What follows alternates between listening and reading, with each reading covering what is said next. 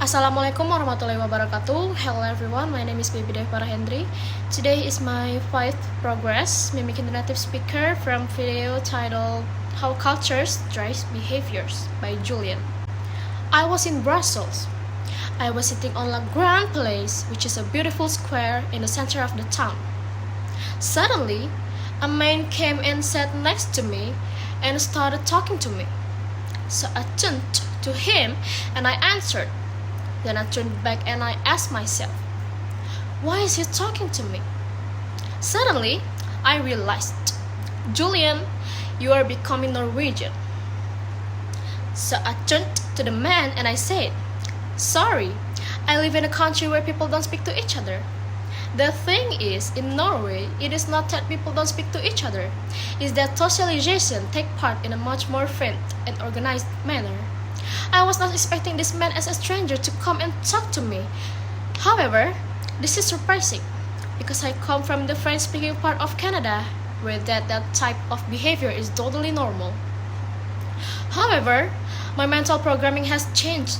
My brain has been rewired because during the last 5 years, I live in a tiny little country in the north of Europe, which is called Norway. When you move to a different country, there are 3 ways that you can relate to the culture. You can confront, complain, or confirm. When you confront, you believe that your behaviors are the right behaviors. When you complain, what happens is that you will isolate yourself in the social bubbles of original living in segregation with the society. When you adapt your way to behave, when you conform to the whole society, then you can truly benefit from diversity.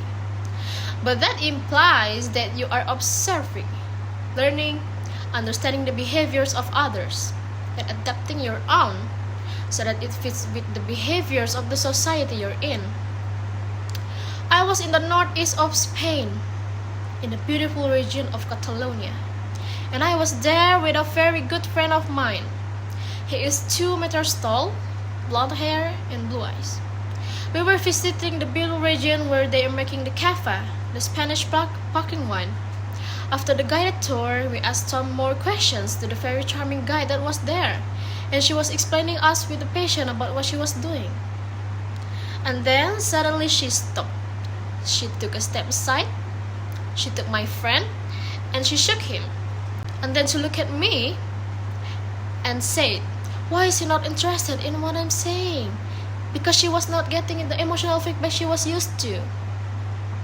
She was seeing his emotional feedback through her own cultural glasses, meaning that she was interpreting the fact that he had a neutral face on what it will mean if someone from her culture will have that face.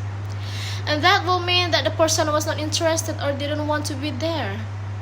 And we all see the world through cultural glasses. The lens through which your brain sees the world shapes your reality. If you can change the lens, not only can you change the way your brain perceives behaviors, but you can change the way people relate to the cultural differences. Embedded within that statement is the key to benefiting from diversity.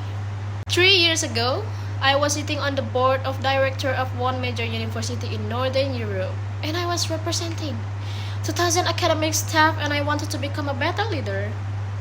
So I looked around the whole university for a leadership class that will be suited to my position. And I found one.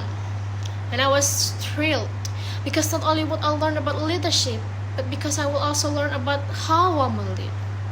Because the class was called Leadership for Women. And so, as naive as I was, I registered for the class. The next morning, the gender equality advisor of the university calls me and says, Julian, this is Leadership for Women. You are a man. You cannot attend. It was the first time in my life that I was denied education based on my gender. This is my cultural perspective about what happened there.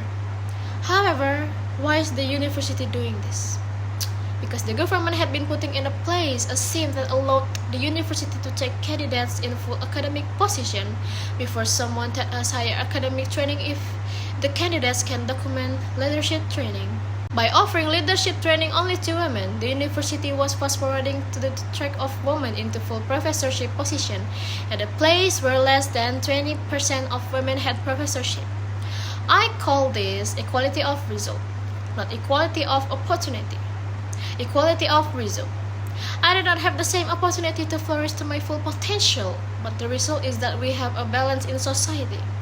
We enforce diversity, and there is a good reason to do this. Studies show that boards composed of both gender will perform 15% better than boards that are composed of mainly one gender. But studies also show that boards that are composed of different culture will perform 35% better than boards that are composed of only one culture. Okay, this is my first progress. See you next week.